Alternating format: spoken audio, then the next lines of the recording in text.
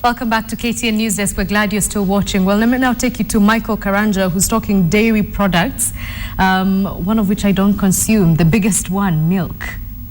Yeah, and you're quite rightfully so. I'm Michael Karanja. Welcome back to News Desk. Now, milk is something most of us consume during normal day breakfast or throughout the course of the day through yogurts and stuff like that. But just to paint an overview of the dairy sector in Kenya and Africa in general is Dr. Kipkirui Lang'at, who's the chairman of the Eastern and Southern Dairy, the Dairy Association. Bwana Lang'at, karibu sana.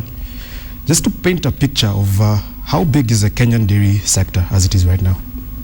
Thank you very much, Michael. The Kenyan dairy sector is by far the largest dairy industry in the region. Estimated that there is some 5 billion liters of milk out there, but what is actually processed currently is close to 2 million liters on a daily basis. What is consumed, of course, is more than that because there are people who consume milk that comes from informal sources. The dairy industry has been growing rapidly from the year 2003, so has the consumption pattern. Unfortunately, of course, we still haven't sorted out the fluctuations that occur in the dairy industry as a result of changes in climate and rainfall. As we speak, we don't have sufficient milk to process because it's dry in some parts of the country. Other areas it may be raining, but currently the crop is in the field and the cattle may not be getting enough food. All the same, we as an industry are embarking from the 30th for a 3-month campaign on milk consumption. A second phase of the milk consumption campaign in Kenya.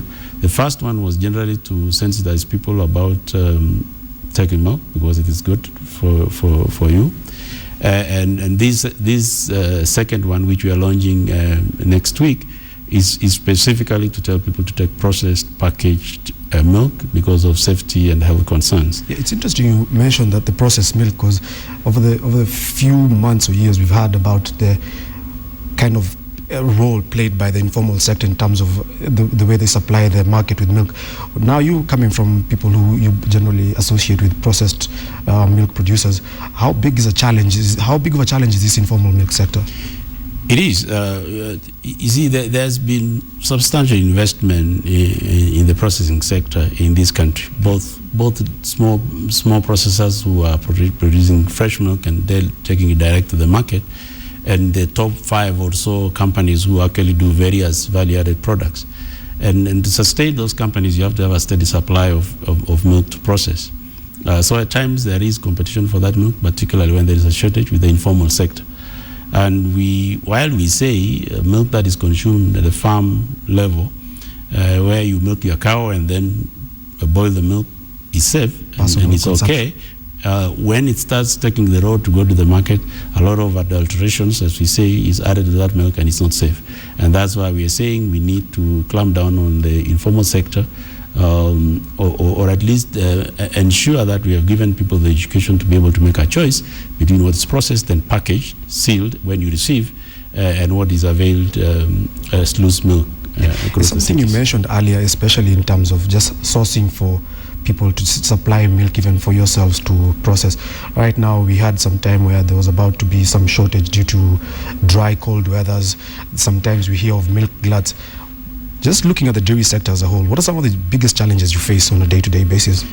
I think the biggest challenge is that fluctuation, the fact that rainfall patterns, first of all, are changing. I mean, we always expected to get what we call a glut or where production exists demand. And between now, somewhere around September, October to the end of the year, and that's when we have a chance to convert some of the milk to powder and store for the dry season, which is supposed to start to be in February and March.